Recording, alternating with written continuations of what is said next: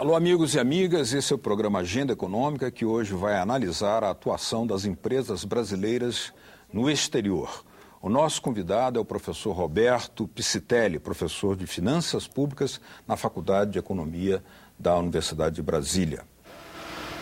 A atuação de empresas brasileiras no exterior voltou a ser debatida após a inauguração do Porto de Mariel, em Cuba, construído por empresa nacional. Na era Geisel, por exemplo, com a participação da estatal Interbras, houve proliferação de agências do Banco do Brasil, do já extinto Banespa e da Petrobras em muitos países.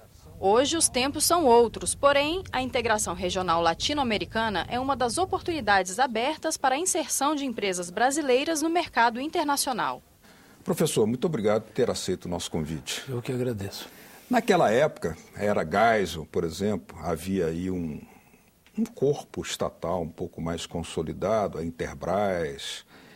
Houve uma estratégia de apoiar estrategicamente, né, a ação de empresas brasileiras em muitos países, no Oriente Médio, na África. Qual era a linha estratégica que sustentava e até justificava esta política? Bem, eu acho que era muito presente nessa ocasião a ideia do Brasil potência, né? Do Brasil como um protagonista mundial. De certa forma, essa ideia, aliás, não foi abandonada, né? Inclusive, tentativas como a de conseguir um assento no Conselho de Segurança da ONU é mais uma demonstração, digamos assim, de que essa ideia não foi abandonada.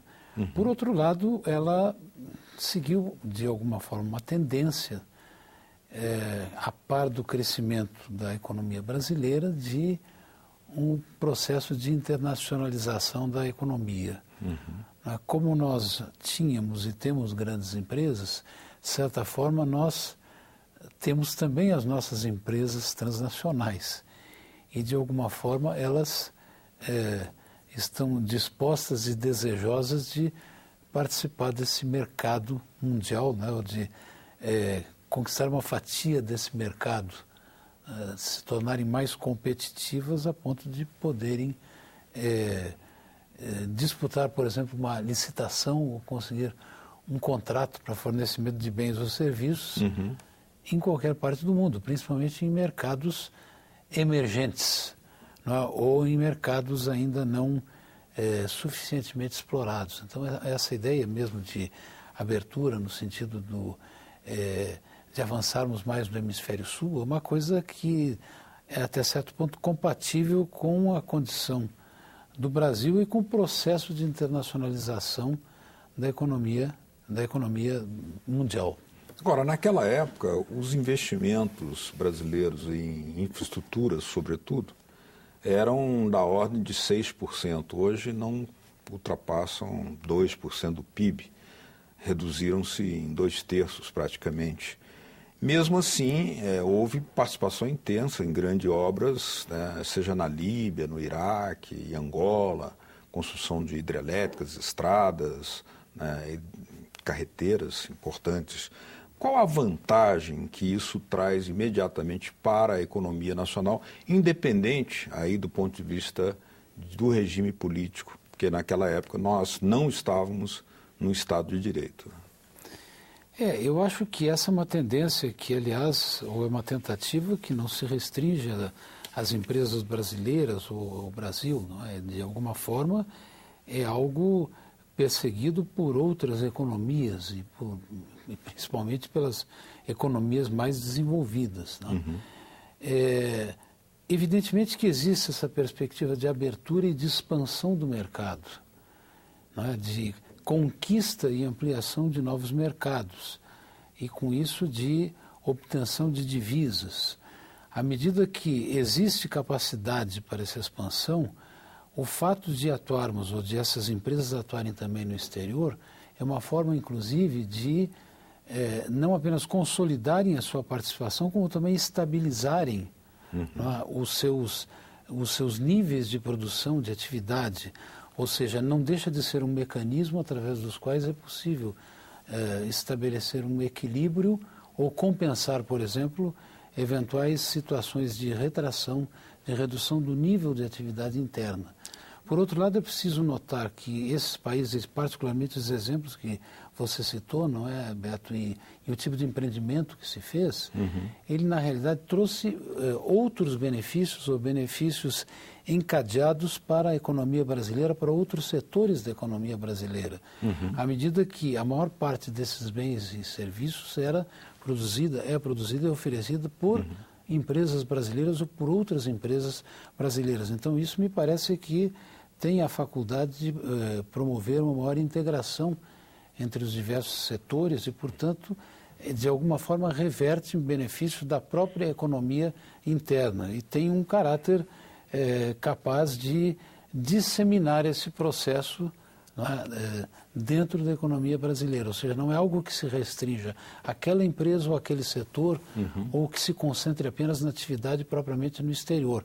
A dimensão é muito mais ampla e abrange a economia brasileira internamente. Se nós analisarmos não apenas pelo ângulo econômico, mas também pelo ângulo geopolítico, vale lembrar, por exemplo, que empresas brasileiras de engenharia participavam de grandes projetos, seja no Iraque, na Líbia, e após a ocupação militar do Iraque e da Líbia por tropas da OTAN, essas empresas brasileiras perderam contratos para a Halliburton, que não por acaso tinha vinculações diretas com membros do governo norte-americano então. Quer dizer, a disputa, a concorrência aí foi feita, inclusive com o uso de mísseis. E nós tínhamos uma posição, digamos assim, subalterna nesse grande acordo, na divisão desse butim, digamos assim.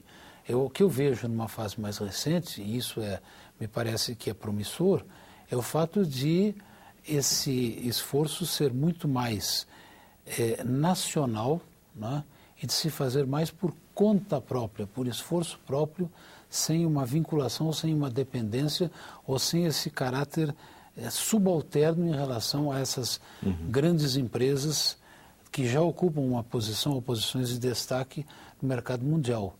Né?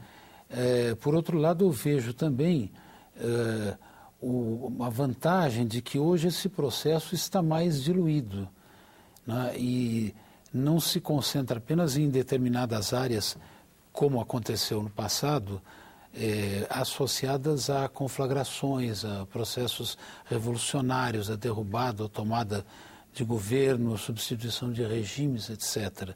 Quer dizer, que era quase que uma reconstrução em função de um esforço de guerra. Quer dizer, hoje eu acho que isso se faz dentro de um panorama mais amplo e se volta para um mercado que prioriza ou tem priorizado o continente latino-americano, os nossos vizinhos, não apenas o Mercosul, mas também a América Central, podendo chegar inclusive ao México. Né? Eu acho que muitas das contestações, das dúvidas, das questões que têm sido levantadas hoje em dia, tem um peso muito grande do viés ideológico. Né?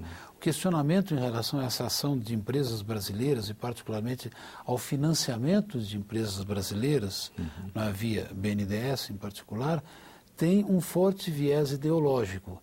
Não é? Se o financiamento mais recente não tivesse sido para o Porto de Cuba, certamente isso não teria gerado tanta polêmica e tanta contestação, porque outros países fazem a mesma coisa e outras instituições e organismos financeiros internacionais fazem e buscam as mesmas coisas. O caso de Cuba é um caso emblemático, não é? E que, por sinal, por falar em Cuba, estrategicamente deverá trazer muitos benefícios para o Brasil, será como que uma espécie de ponte para o Brasil na América Central. Tanto é que, como o senhor disse, que outros países fazem a mesma coisa, apoiando suas empresas, que a Halliburton foi levada de mãos dadas com as tropas de ocupação, né? No caso do Iraque, principalmente, e da Líbia, recentemente. A gente via naqueles desenhinhos, inclusive, as empresas americanas, multinacionais, né? Em caravanas, oferecendo seus produtos ao entrarem no Iraque. Mas, voltando ainda um pouco lá ao tempo da crise da dívida, em 82, ali muitos países foram afetados, inclusive o Brasil, e perdendo grande capacidade de investimento. Aquele foi um choque brutal que, inclusive, alterou muito essa estratégia que agora está sendo retomada em outras bases. Que comentário o senhor poderia fazer dos efeitos da crise da dívida sobre o Brasil? É claro que aquilo, digamos assim, marcou uma espécie de retrocesso em relação a essa política. Hoje o Brasil tem, do ponto de vista internacional, do ponto de vista mesmo do seu balanço de pagamentos, numa situação muito melhor e muito mais favorável, né? Ainda que a gente venha apresentando déficits mais recentes e um pouco crescentes no balanço de pagamentos, hoje nós temos uma situação muito mais sólida, muito mais respeitável, né? E mesmo esses déficits que o país vem apresentando têm oferecido uma razoável cobertura através dos chamados investimentos diretos, de aportes de capital, né? Que continuam chegando, que continuam vindo para o Brasil. Por outro lado, quer dizer, nós temos um volume invejável, tão privilegiado de reservas, hoje aí em volta de uns 380 bilhões de dólares, que a situação do Brasil vis-à-vis o resto do mundo é uma situação que eu diria, até certo ponto, confortável. Algumas das nossas dificuldades, elas decorrem muito mais da conjuntura da economia mundial e desse lento processo de recuperação que está mais demorado do que talvez se previsse, mas que provavelmente ainda levará muitos anos, né? Os Estados Unidos aí se recuperando com um pouco de vai e vem, Europa ainda mais lentamente, mas mesmo a China não fazendo aquela aterrissagem forçada que se temia, o Japão com um processo de razoável recuperação. Enfim, eu acho que existem certas dificuldades momentâneas, mas essas dificuldades deverão ser sensivelmente amenizadas à medida que houver uma continuidade desse processo de recuperação mundial. Vai ser mais longo do que se pensava, mas que fatalmente deverá ocorrer nos próximos 5 ou 6 anos. Muito bem.